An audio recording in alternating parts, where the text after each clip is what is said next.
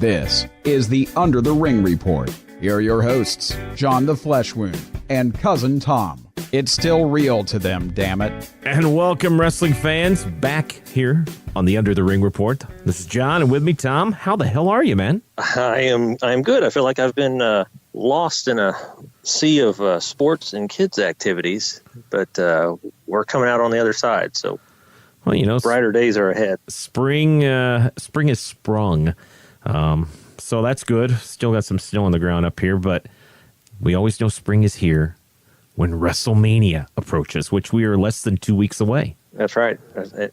First weekend of April every year. That is true. So I thought maybe we'd kind of discuss a little bit about the card. Before we start, though, I don't know about you, there doesn't seem to be that much of a hype to me about WrestleMania this year. You know, usually I get really excited and I don't want to miss a show, and I'm hanging on every word because even if I don't follow wrestling, WWE that is, all year, WrestleMania makes me come back in the fold for that 2 or 3 week period. And I'm not really invested in a whole lot of the matches that are going to happen. Yeah, I agree with you. I don't know what it is about this year.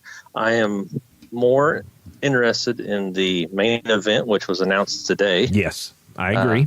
Than pretty much anything else. There's really, off the top of my head, that's really the only thing that really has me intrigued. Well, is weird to say for a show that's going to be 6 hours, 7 hours long. Well, I mean, I will say this. The main event, and I'm glad they finally just got it out of the way now instead of teasing and all this stuff. You know, finally they're going to do something cool. And I think they've done a nice job of building this up. But I think the one match out there, which hasn't been announced yet, but we all know is going to happen, is going to be Kofi and Daniel Bryan. I think that, truthfully, is the only thing that has actually had me make sure to tune into SmackDown the last few weeks. Because that's a very compelling story right now. That's been a good story. It's been a good build-up. I have paid attention to that. I should say that's one I have paid attention to. And anytime you get Vince McMahon coming out and just playing the Vince McMahon character that everybody loves to hate, it's hard not to follow what's going on. Yeah, because he does it so well. Well, and the only thing I'm not crazy about is, you know, after last week's show, then they put the video up where they had the racial undertones. You know, that's why we're not getting this. That's, you know, so now we're going to say Vince McMahon is a racist. I don't know. I'm not digging if they go down that path. I think that's a stretch. Yeah, I think if they just leave it as is and just let it organically grow as Kofi has become this big baby face, people are going to be fine. But there's a lot of similarities, too, that are happening to the Daniel Bryan storyline from a few years back. But I'm with you, though. Other than that, I don't really care about Lesnar and Rollins. I mean, I'm sorry, but the build-up for that has been nil. I like Rollins, and Lesnar's done everything they've asked him to do. But I'm like everybody else. I'm just tired of seeing the same thing. Yep, I agree. And I don't really care too much to see Drew McIntyre, Roman Reigns. There's not much there for me to give a shit about. And kind of the same way, too, with AJ Styles and Orton. It feels like it's just been thrown together to put something on the card. And Batista and Triple H, you know what? I have to say that match is a little higher on the rung for me. Just because it's been a while. It'd be nice to see Batista get a nice send-off. But still, I don't really give a shit to watch two guys in their 50s roll around in the ring and stink up the joint. Well, you never know. We can wait till they go to Saudi Arabia and they pull the guys out of their caskets again. So I mean that. Yeah, they've already booked next year's Saudi Arabia. It's Greg the Hammer Valentine and Jake the Snake are going to make an appearance. Oh God. So I don't know what you think of that one. I mean, I like Batista. I've always liked Triple H. I like that there's a history, and we all know the history. So it's easy to just pick up that story and go with it. But on the same side of it, there really hasn't been anything really calling for it, or no one's been begging for it. You know what I mean? I know what you mean. Not like a Rock Cena. In years past. Yeah. In years past where you had like a Cena or somebody where you wanted to see them face somebody like Taker with the streak and all that stuff. It kind of reminds me of, well, speaking of Taker, like, you know, every year they had to have a match for him. Yeah. And like the one year with CM Punk, like CM Punk just got thrown to that match because they'd already a year and ahead said it was going to be Cena and Rock. Mm-hmm. So even though Punk was your main guy all year long, you just threw him to the Taker match because you'd already, said who your title match was. But yeah, the Batista Triple H thing, it just feels like, well, Triple H always has a WrestleMania match, so let's call his buddy Dave up and get him out of here. That's what it feels like to me. Well, I agree with you. Yeah, it's kind of one of those. Let me do you a side favor. So that match is whatever. Samoa Joe, Rey Mysterio for the U.S. title. I don't know many people who really care or give a shit to see that match. I would have rather seen Almas and Rey Mysterio again. You know what? That you're so totally right. I mean, that is a match that could have done even more. But plus the buildup that they've been having. So I don't know how we got to Samoa Joe, Rey Mysterio. You know what I mean? That weird. The one feud that I am just do not give a shit about. Well, there's two. This one's right up there, though. The Miz and Shane McMahon. Seriously, Shane McMahon does not need to wrestle anymore. Well, you knew when they did the tag title deal. Oh, yeah. Something was going to happen because just like with Triple H, Shane McMahon's got to get in WrestleMania somehow. So since he's back with the company, and then that's one of those things where the card is too long. Oh yeah, what is it, like 20 hours? It's a lot of hours that a lot of us give up. Then when it's over, like, man, I'd like some of that back. You know what I mean? Yeah, I think you're right about that. I mean, that's the sad part about it is it's now becoming such a task to try and follow all of WrestleMania. I mean, because shit, what is it, like 3 PM it starts, or even earlier? Oh yeah, the pre-show and all that stuff, and and when the Miz and him won the tag titles, and the Miz's dad was there, it's like, okay, well, here's their. I was already thinking, well, here's their chance. They're going to cross promote Miz and Mrs. on the USA Network. Well, I looked at that and I was like, God damn, Bruce Pritchard let himself go. Yeah, they could be stepbrothers. They could be, yeah. I'm like, so you got your cross promotion for your TV show, and then there's your storyline, threaten a family member. So now you're gonna, square off at WrestleMania. But boy, I'm like you, I don't care. Yeah, really don't. And the internet community was really pissed when WWE announced that Kurt Angle was going to have his final match against Baron Corbin. Yeah. Well, for me, I think Kurt Angle should have his final match a long time ago. I agree, but you know what? At least this is a good way to give him that final bout. I'm okay with this, and I'm with you. Kurt Angle is not Kurt Angle of old, and it's sometimes very hard to watch him wrestle. But you know, because I've always liked him. Oh, I agree. I agree. But you know what? I don't think want to like I'm bashing the guy all the time. No, you do. You bash him. You bash him. I do. Don't lie. You bash him all the time. I do. But I think I'm with most of the fans out there. You know what? You go with the guy that he brought in. Why can't Cena be the guy that he wrestles last, since he brought Cena in on his first match? Yeah. Cena's got no plans. Why can't he show up? I mean, that'd be the perfect way. And I'm going to say right now. I was going to say, you'll have just as many that say that. You'll have just as many in the Twitter universe that'll be like, oh, here we go with Cena. Yeah. Burying another person. Oh, God. But you know what? The one thing, though, too, is we don't know. Maybe Kurt Angle said, hey, how about if I give Baron Corbin the rub at the end during WrestleMania? Maybe that's the case. But it's very true. But, I mean, they have been just sticking fucking Corbin down everyone's throat for a while. And, I mean, I know Vince is high on him, and he's always in the mix, but gee, Nitley, talk about a guy that has about as much personality as paint drying. It doesn't... You remember at one point, they he debuted at WrestleMania, and then they threw Money in the Bank on him. Well, he won the Andre Giant Memorial that second year. He ran his mouth backstage, and they dropped him from the Money in the Bank plans real fast. But somebody likes him because he's always around. Oh, they say Vince loves the guy, loves the size, loves his ability, and you know what? The guy just has no personality to me. I'm sorry. He doesn't do anything to make the numbers happen. Anybody he's in a match with, it's go take a shit or go take a break because I'm not interested. I don't think I've seen a match yet that Baron Corbin's been in that I haven't went, oh, I guess I won't fall asleep. He's horrible. Well, you got a good, couple minute break there because he's going to slide out of the ring, run around it, slide back in, and Michael Cole's going to yell, "Look at the quickness!" Michael. And by that time, you can have a drink and buy popcorn. Yeah, no, it's bad, real bad stuff. But and then you got the 2 battle royals, which they'll probably be just fine. But overall, that card, it's not doing much for me. And I mean, there's always at least 1 or 2 of those matches which you're like, oh, I can't wait. I can't. And right now, there's not that match. I don't know. Yeah.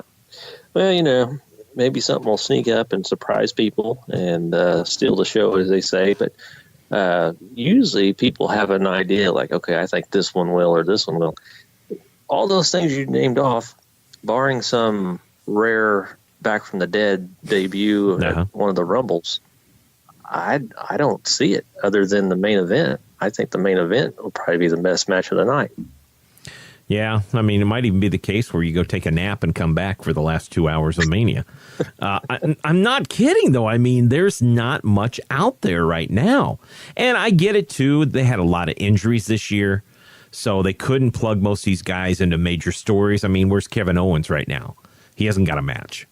So that's the whole thing. You're kind of wondering what's going on. And Kevin Owens very well could be the guy that Kofi's got to wrestle at WrestleMania.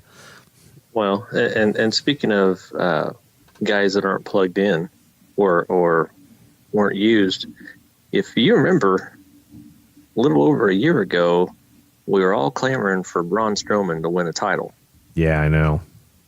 And now he's in a Rumble. They cooled him off real quick, which is crazy. Yes, they have. And I don't know. I haven't heard anything backstage stuff, but I would say that's a lot of bad booking. I mean, the whole deal, him tearing up a car last week that looked like it didn't have a single screw in it. Yeah. Like, okay, well, he is a cautionary tale, and so's Elias. 2 guys that seem to have a pretty promising start, and right now it's just the writers don't know what to do with them. They really don't know what to do with either guy, and that's kind of a sad case right now for both those talents. Yeah. No, it just blows my mind that, you can have someone who the people were behind that much, and then you have him win a tag title with a 12-year-old referee's kid. And then the next year he's in a Rumble match that no one, that means nothing. They win that trophy only to be broken the next night on Monday Night Raw. It's the only reason you get that trophy is so someone can break it. Yeah. I mean, there's no reward for winning that Rumble. It's just, hey, look at me. I made it to WrestleMania, and that's about it. That's what Mojo says as he sits looking in a mirror. He's got Gronk in his corner. Yeah, whatever. I mean, you're right, though. The Andre the Giant Battle Royal has done nothing for really any of those guys' careers. Cesaro didn't do much for him. Corbin didn't do much. Really didn't help freaking Ding Dong. Mojo. No, I mean, Mojo just went in the crapper.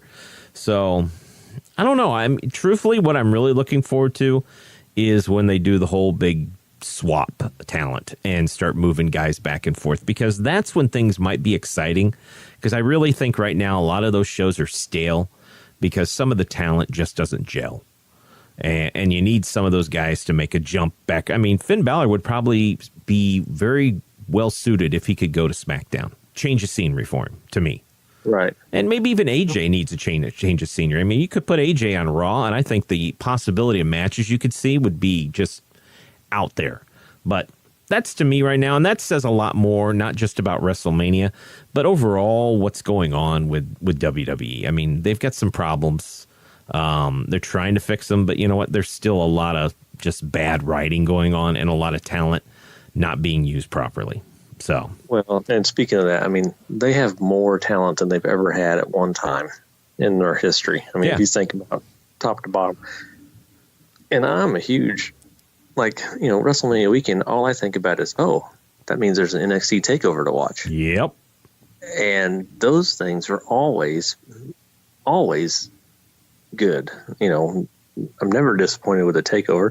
And granted, they're 2-hour shows. They're easier to watch. Thank goodness. Yeah. And that's part of the draw, I guess, is that, I can sit down and watch it, and 2 hours later, I'm doing something else. Plus, I got Ring of Honor New Japan to watch from Madison Square Garden. And, there's so many other things I've got to watch. There's a ton of stuff that weekend. But, that being said, with the talent, and then you bring them up to the main roster, and then what happens to them?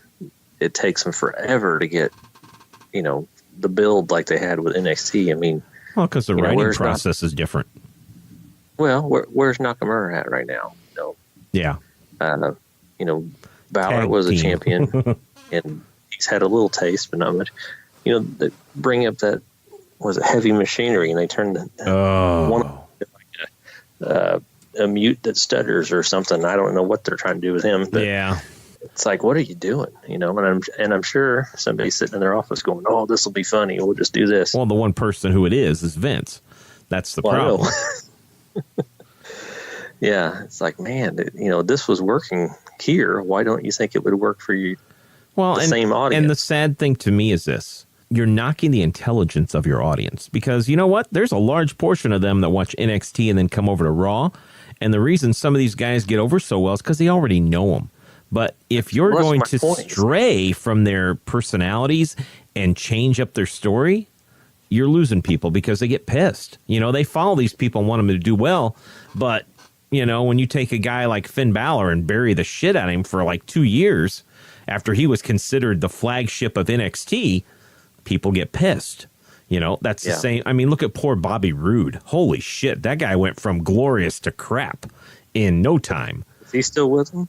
He's still with him in a tag team with Gable. Gable. But it's so sad, though. I mean, here was a guy who they had built up in NXT as supposedly a great challenge, and he's nobody. He's just there. He's basically a trainer on the roster. Yeah. Is what they've turned into. And I mean, of all the guys they come up with, I mean, it's funny because maybe 10% of those guys hit. I mean, they didn't screw a Samoa Joe. They let Samoa Joe be Samoa Joe, and that's worked out great. But for every Samoa Joe, there's other guys that come through that just get destroyed. And it makes me sad when I think of Aleister Black and Ricochet and those guys. How are they going to be really used if they're going to be there full time? That's what I worry about. I guess we'll have to wait and find out, because very true. You just never know what they'll do. Yeah, well, we'll get together in a couple weeks and we'll talk about what we thought of WrestleMania, because it's always fun to complain about how horrible it is. But the funny thing is, too, up on Twitter right now, we've got some polls going on. And the first big poll to me, and I kind of thought about this because everybody always asks about your favorite WrestleMania match and all this stuff. But and we've talked about those before. We have. We did that last year, and, that was great. But the one thing we never talk about is, what to you is the most underrated WrestleMania match of all time? Because, I mean, there's a lot of matches that go in and they're not going to be that great. And then when you take a step back and watch, like, whoa, that's a pretty darn good match. Bret Hart, Piper, WrestleMania 8. Turned out to be a phenomenal match, but not many people talk about it. But if you go back on the network and you sit down and watch that thing, there's a really great story being told between two people that are very close to each other. And, I mean, that was probably one of Piper's best matches that Bret got out of him, even at that time of his career. Well, and I'm going to go back and watch those, because I saw you threw them up there on the Twitter poll. Oh, yeah. And you know what? I also told people to post others, too. Yeah, I was looking at them. It's like, that was the first one you had listed. And it's like, oh, I forgot about that one. Yep. It's just kind of out of, there's so many different ones. We're on to 35 years of this now, so it's easy to overlook things. You had one on there. Was it Diesel and Michaels was there from WrestleMania 11, Jericho and Styles at WrestleMania 32, and even though it was funny, comical, Triple H and Sting, WrestleMania 31, and mostly not because it was such a technical match, but because it was kind of a trip back to the Monday Wars. And I think sometimes people forget that was the first time we had the NWO and the DX at a WrestleMania in the ring together ever.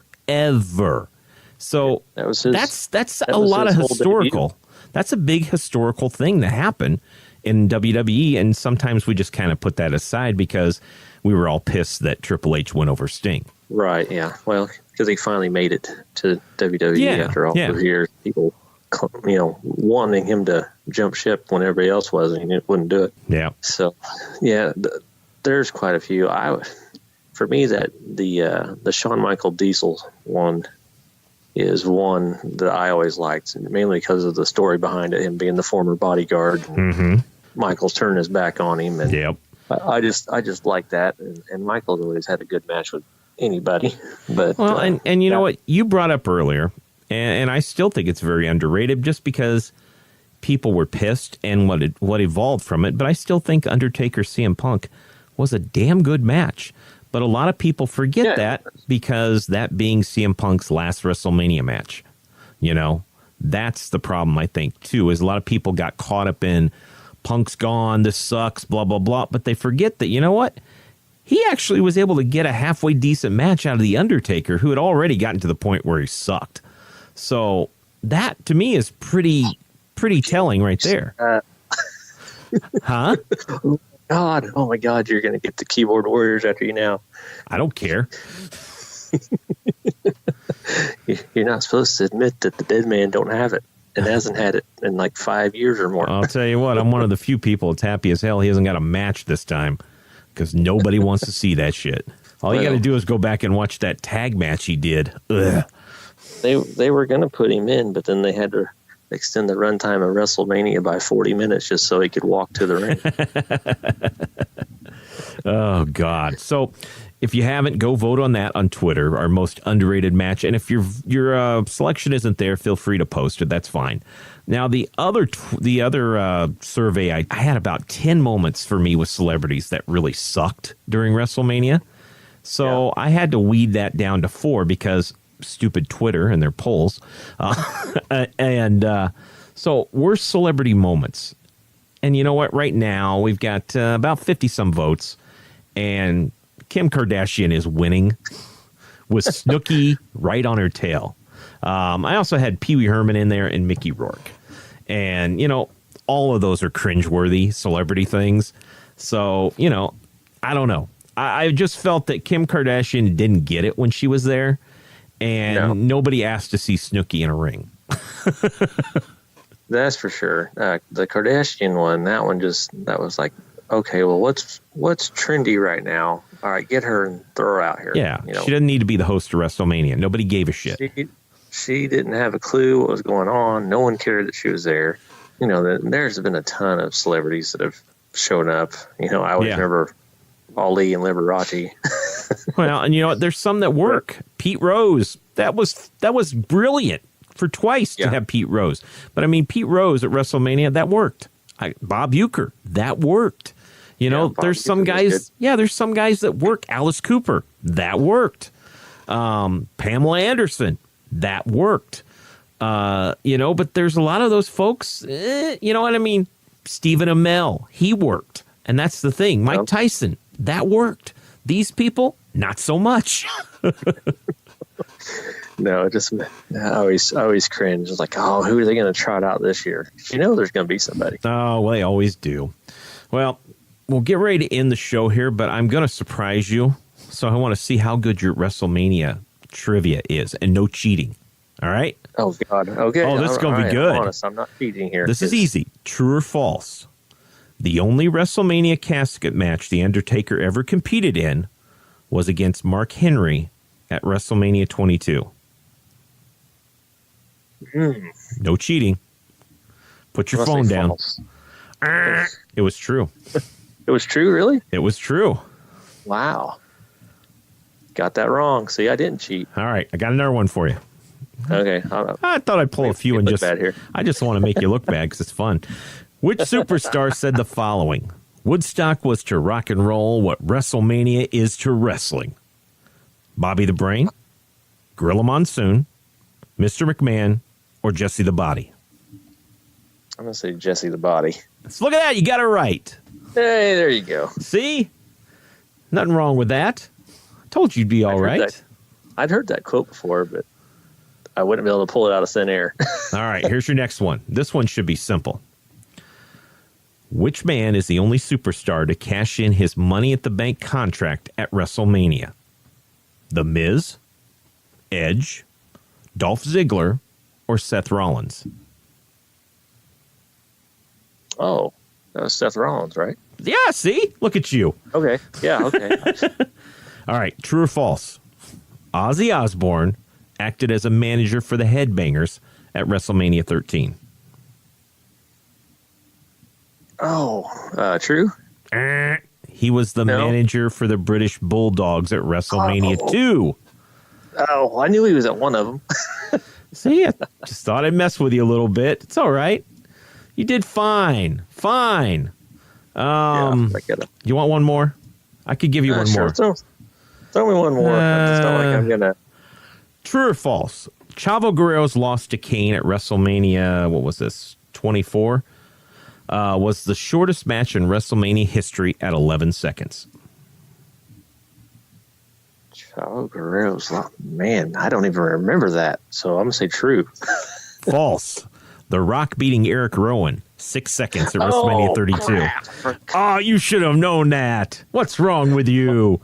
I remember complaining about that. I know. See, these are kind of like really weird, obscure things. Okay, this superstar holds the record for most wins without a loss, 4-0, at the Show of Shows. Okay? AJ Lee, Dusty Rhodes, Cesaro, Rob Van Dam. Wait, 4-0? This wrestler is 4-0 at WrestleMania. He holds the record right now with most wins without a loss after Undertaker lost. I know. Rob Van Dam. You got it. Well, it threw me off when you said most wins, and then without a loss. Okay. Without a loss. All right, and here comes your last question. Then I'll let you off the hook. This superstar was the last to win a Money in the Bank ladder match at WrestleMania. A would be Rob Van Dam. B, Jack Swagger. C, Kane. Or D, The Miz. Ooh, at WrestleMania? At WrestleMania. Oh, man. If you got this, you would be like amazing, because I never would have got it either. I'm going to say Jack Swagger. Wow, look at you. Did I get it? You got that right. Yeah. All right, congratulations. I just thought a little trivia for you. You know, it'd been a few weeks since we've gotten together. We've got a lot going on. So I kind of thought we'd do that to kind of end as we hit the lead up to WrestleMania.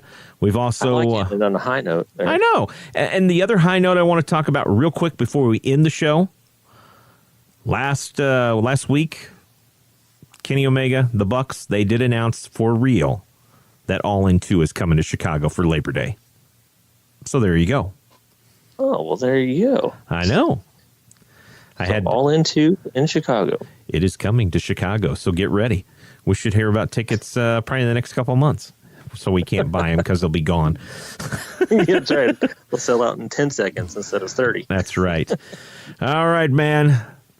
Thanks, everyone, for joining us for this week. Enjoy all the wrestling out there. Hope everyone has a very fun and safe WrestleMania. And we'll be back after WrestleMania, so Tom and I can take our turns crapping all over WrestleMania, right?